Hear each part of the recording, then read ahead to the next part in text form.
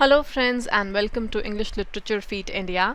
आज हम करेंगे एंटोनियो ग्राम्शी का लिखा essay the formation of the intellectuals. It comes under Marxism. So before coming to the essay, सबसे पहले I would like to discuss कुछ इम्पॉर्टेंट टर्म्स या टर्मिनोलॉजी या फिर वोकैबुलरी आप कह सकते हो मार्क्सिज्म की, जो कि इस ऐसे के लिए इम्पॉर्टेंट है।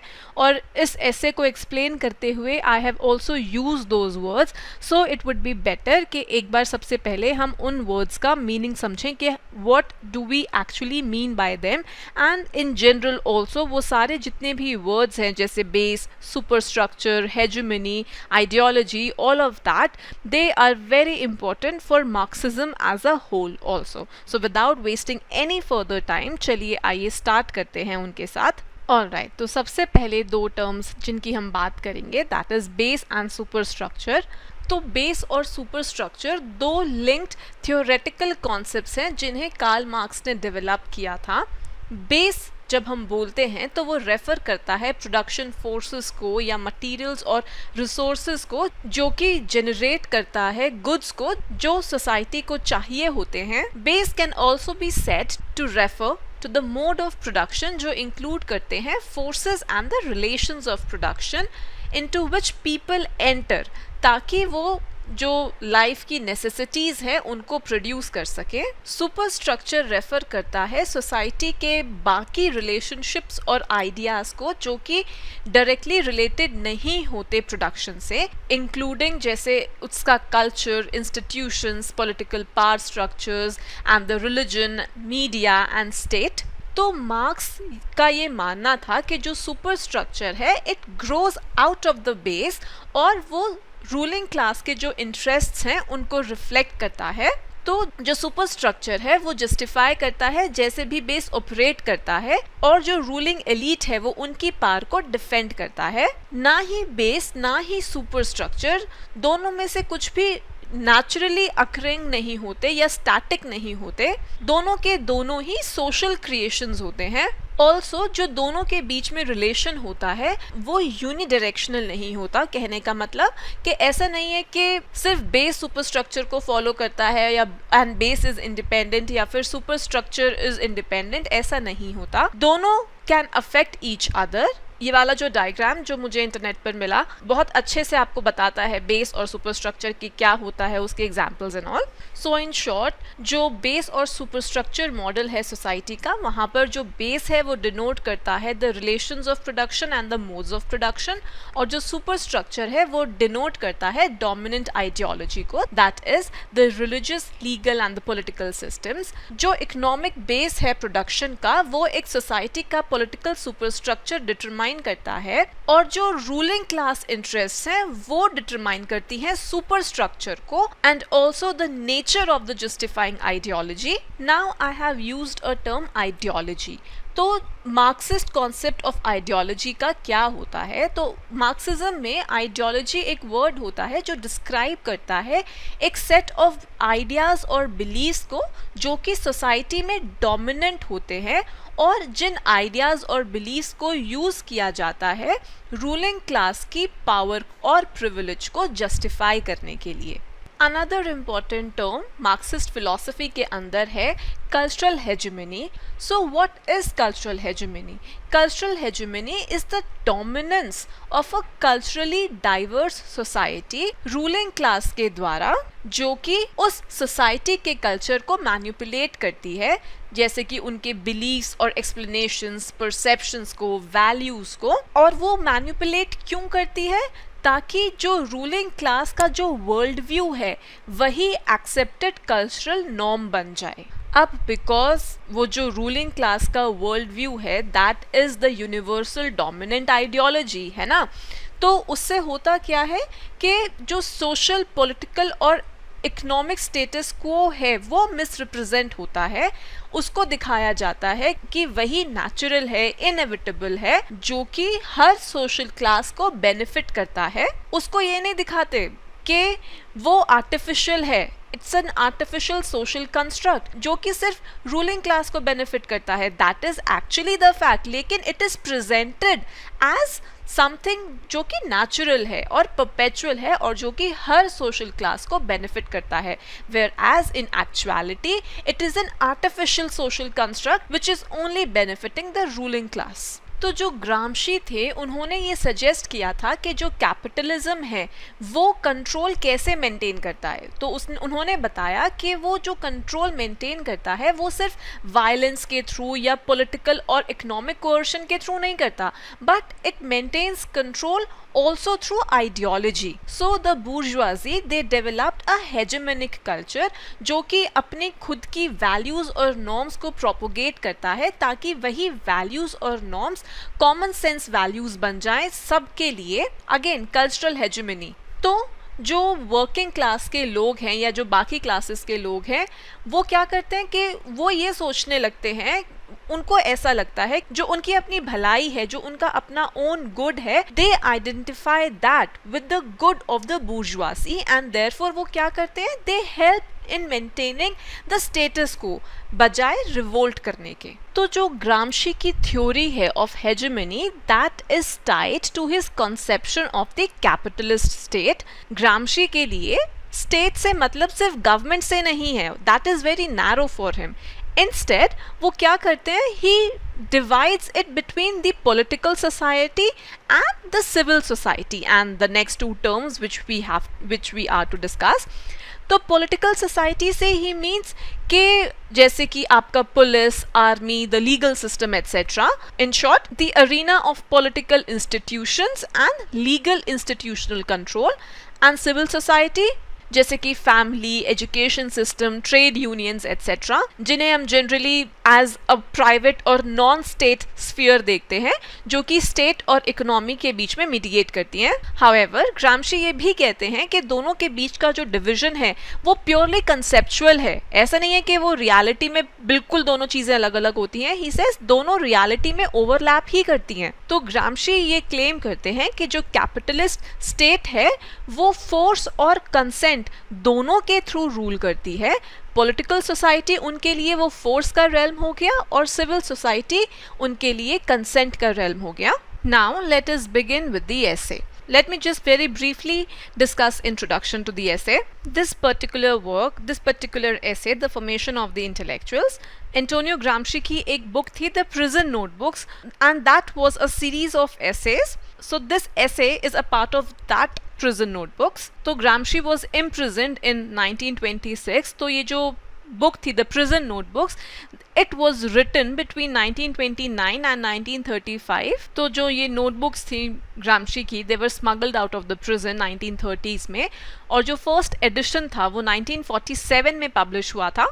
And now let us start with the essay. The Formation of the Intellectuals by Gramsci. This essay, it deals with the intellectual activity in society. तो Gramsci के according जो intellectual work है वो एक specialized mental job होता है जिसे society के certain sections या certain लोग they undertake. एंड देयरफॉर जो इंटेलेक्चुअल्स होते हैं वो लोग होते हैं जिनका मेन फंक्शन होता है इंटेलेक्चुअली असिस्ट करना नई प्रोडक्टिव ऑर्गेनाइजेशनल एक्टिविटी को. यहाँ पर ध्यान ये रखें कि इंटेलेक्चुअल्स को जज नहीं किया जाना चाहिए by the internal nature of their work, and internal nature which is creative या एनालिटिकल या एक्सप्लोरेटरी, पर दे शुड बी जज्ड या दे शुड बी कॉम्प्रिहेंडेड जो वो स्पेसिफिक नीड्स फुलफिल करते हैं अपनी सोशल सराउंडिंग्स में. तो जो उनके काम का जो नेचर है that is social, and therefore ये ज़रूरी है कि हम उनकी ये जो एक्टिविटी है उसको इंटरप्रेट करें in the context of their function, कि वो क्या फंक्शन परफॉर्म करते हैं उसके कॉन्टेक्स्ट में हम उनकी एक्टिविटी को इंटरप्रेट करें. Now one very important division that ग्रामशी made was between the organic and the traditional intellectuals, और ये division ग्रामशी made in the context of historical change. तो ग्रामशी के अकॉर्डिंग ऑर्गेनिक इंटेलेक्चुअल्स वो लोग होते हैं जब हिस्ट्री में जब एक नई क्लास एमर्ज करती है तो उनके साथ साथ जो इंटेलेक्चुअल्स भी एमर्ज करते हैं, एंड देयरफॉर ये वाले जो इंटेलेक्चुअल्स हैं ये उस क्लास के साथ they are organically tied, and therefore these are called the organic intellectuals. So the example given is that of a capitalist entrepreneur, जिसको जब शुरू में he needs the services of a technician, एक नए टाइप का accountant, an organiser of resources. तो ये सब कब होता है? जब एक नई क्लास एमर्ज कर रही होती है तो उसका जो इनिशियल फेज होता है, दिस हैपेंस देन. ग्रामशी ये वाले जो इंटेलेक्चुअल्स होते हैं, ही considers them change oriented and revolutionary. क्यों? बिकॉज ये जो नए इंटेलेक्चुअल्स हैं एक ऑलरेडी एस्टैब्लिश्ड मोड है और उसके अगेंस्ट जाके ये लोग काम करते हैं, against the old modes of production, learning and thought.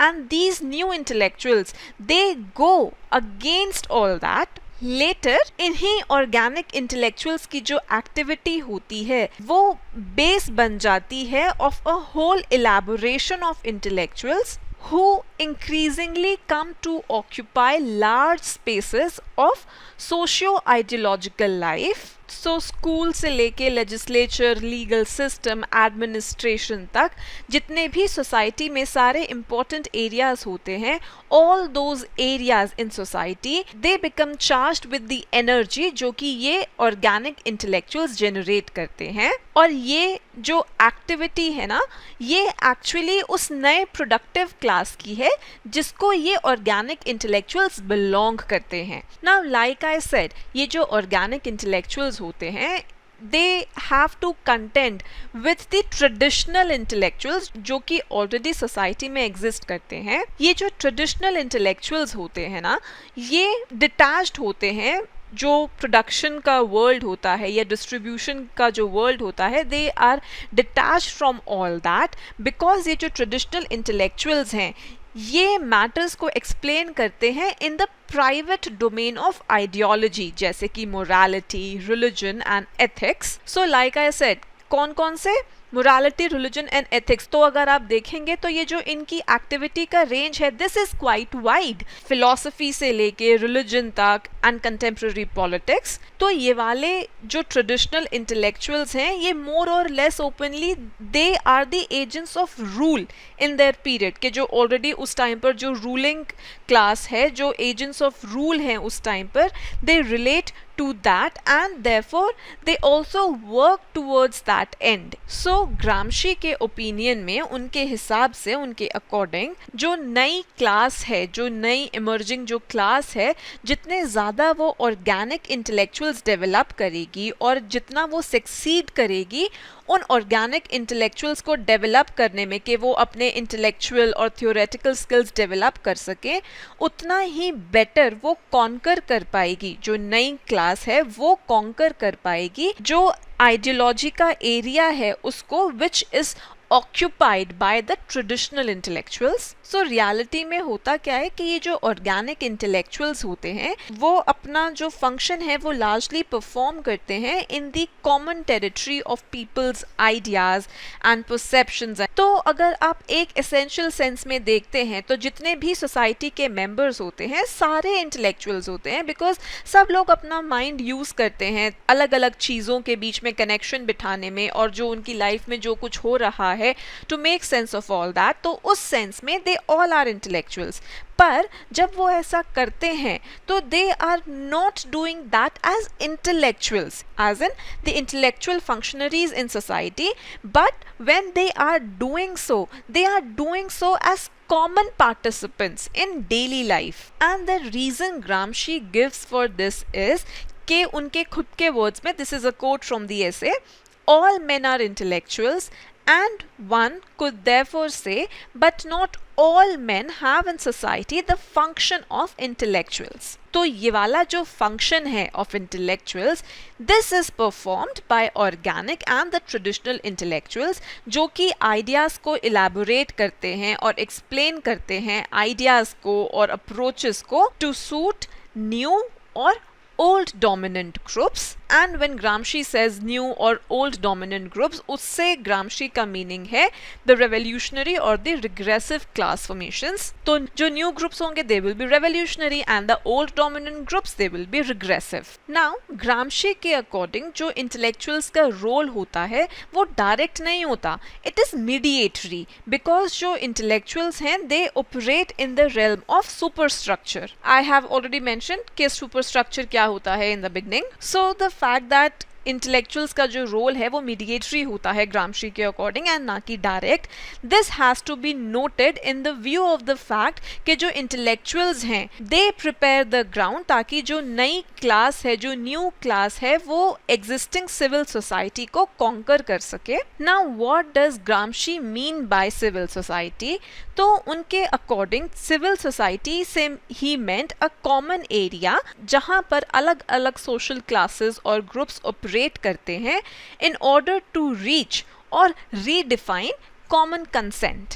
And therefore ये वाला जो एरिया है ये ट्रेडिशनल नॉर्म्स और प्रिंसिपल्स को फॉलो करता है and therefore this is weighted heavily on the side of जो ऑलरेडी एस्टैब्लिश्ड क्लास है जो कि चेंज को रेजिस्ट करती है। So this area is heavily weighted on that side. तो ये जो सिविल सोसाइटी है ये एक सुपर स्ट्रक्चरल एरिया होता है विच comes in the way of the new class, जो नई क्लास है उसके रास्ते में आती है and therefore also unconsciously या फिर willfully जो नई क्लास की इमर्जेंस है उसको ऑब्स्ट्रक्ट करती है। तो मार्क्सिस्ट थ्योरी में इसका मीनिंग है कि जो सोशल बेस होता है that is the mode of production, although वो चेंज होते हैं, that changes by constantly inventing और by using the new methods of production. जो ऑलरेडी एंट्रेंच्ड सुपर स्ट्रक्चर होता है उसको टाइम लगता है मॉडिफाई करने में खुद को नए बेस के अकॉर्डिंग। तो जो बेस है वो तो चेंज हो गया, नए नए मेथड्स उसने इन्वेंट कर लिए and it's constantly changing because of that. लेकिन जो सुपर स्ट्रक्चर है that is entrenched in beliefs and ideas, तो उसको टाइम लगता है चेंज होने में। इनफैक्ट जो सुपर स्ट्रक्चर में रिक्वायर्ड मॉडिफिकेशन होता है, चेंजेस होते हैं, वो नेचुरल या स्पॉन्टेनियस नहीं होते। Also Gramsci further suggest an active role organic intellectual के लिए of the new class in conquering the domain of the civil society. Through what? Through intellectual elaboration. Now, जो ग्रामशी का आइडिया है सिविल सोसाइटी का, that is closely linked, that is closely tied with hegemony. Again, hegemony is something which I talked in the beginning. So, जो ये ग्रामशी का idea है of civil society, like I said, it is closely related or tied or linked with hegemony, and hegemony is the acceptance जो कि एक social group enjoy करता है या receive करता है at a particular time, and this is again achieved through common consent. So therefore अगर एक वो जो एक नई क्लास है अगर वो सिविल सोसाइटी को कॉन्कर कर लेती है तो उससे उस नई क्लास को हेजेमोनिक कंट्रोल मिल जाता है सोसाइटी के ऊपर। कहने का मतलब जो सोसाइटी के मेंबर्स हैं वो अग्री करते हैं with the norms and the principles and therefore वो एक्सेप्ट करते हैं जो रूल्स और लॉज फॉर्म किए हैं न्यू क्लास ने और जो न्यू क्लास के लिए यूजफुल हैं। So the members of the society largely agree with that. Also जो हेजेमनी का एस्टैब्लिशमेंट है that should be distinguished from the direct repression through state by political society. जो सिविल सोसाइटी होता है ना, इट्स अ प्राइवेट स्पेस, और जबकि जो पॉलिटिकल सोसाइटी होता है that is a public space in a particular setup. तो जो इंटेलेक्चुअल्स होते हैं वो जो अलग अलग लेवल्स होते हैं सुपर स्ट्रक्चर के, उनके फंक्शनरीज होते हैं एंड देयरफॉर एक डायरेक्ट डिविजन ऑफ लेबर होता है जो कि एक इंटेलेक्चुअल्स की भी हायरार्की क्रिएट करता है। और हायरार्की किस बेसिस पर क्रिएट होती है? It's based on the intrinsic characteristics of the intellectual activity, के वो जो कौन सी टाइप की इंटेलेक्चुअल एक्टिविटी वो परफॉर्म कर रहे हैं, उनका क्या इंट्रिंसिक कैरेक्टरिस्टिक्स है, तो that hierarchy is based on that. तो इस हायरार्की में सबसे हाईएस्ट लेवल पर आते हैं वो creators of sciences, philosophy and art, जो कि डायरेक्टिव और ऑर्गेनाइजेशनल फंक्शंस परफॉर्म करते हैं, और लोएस्ट लेवल पर आते हैं वो administrators and the divulgators of pre-existing traditional accumulated intellectual wealth जो कि directive और organizational functions नहीं perform करते। तो ग्रामशी गोज ऑन टू से कि मॉडर्न वर्ल्ड में ये जो कैटेगरी ऑफ इंटेलेक्चुअल्स है इसके अंदर एक मैसिव एक्सपेंशन हुआ है। तो वो कहते हैं कि जो ये फंक्शंस वो परफॉर्म करते हैं intellectuals, they are not justified by the necessities of production, के उनके लिए वो ज़रूरी नहीं है, लेकिन वो ज़रूरी किन के लिए है, जो डोमिनेंट क्लास है और जो उनकी पॉलिटिकल नेसेसिटीज़ हैं उन लोगों के लिए, उस डोमिनेंट क्लास के लिए इंटेलेक्चुअल्स का फंक्शन करना इम्पोर्टेंट हो जाता है। इन अदर वर्ड्स कि जो ये इतने सारे जो मास ऑफ इंटेलेक्चुअल्स एग्जिस्ट करता है वो प्रोडक्शन को फैसिलिटेट करने के लिए एग्जिस्ट नहीं करता, लेकिन जो डोमिनेंट क्लास की हेजेमनी है उसको मेंटेन करने के लिए एग्जिस्ट करता है। दस जो इंटेलेक्चुअल्स होते हैं उनका कोई डायरेक्ट कनेक्शन नहीं होता वर्ल्ड ऑफ प्रोडक्शन के साथ। It is like I said, if you would remember कि जो इंटेलेक्चुअल्स हैं उनका जो फंक्शन है वो मीडिएटरी होता है ना। तो जो ये इंटेलेक्चुअल्स हैं उनका जो कनेक्शन है वर्ल्ड ऑफ प्रोडक्शन के साथ, it is mediated by there interaction with the larger social fabric, कि वो जो लार्जर सोशल फैब्रिक के साथ जो उन इंटेलेक्चुअल्स का इंटरैक्शन होता है, तो that connection to the world of production is mediated through that. And with this we come to the end of the video. I hope आपको ऐसे अब थोड़ा better समझ में आया होगा. If you did and if you like the video then do like, comment and subscribe. Thank you so much.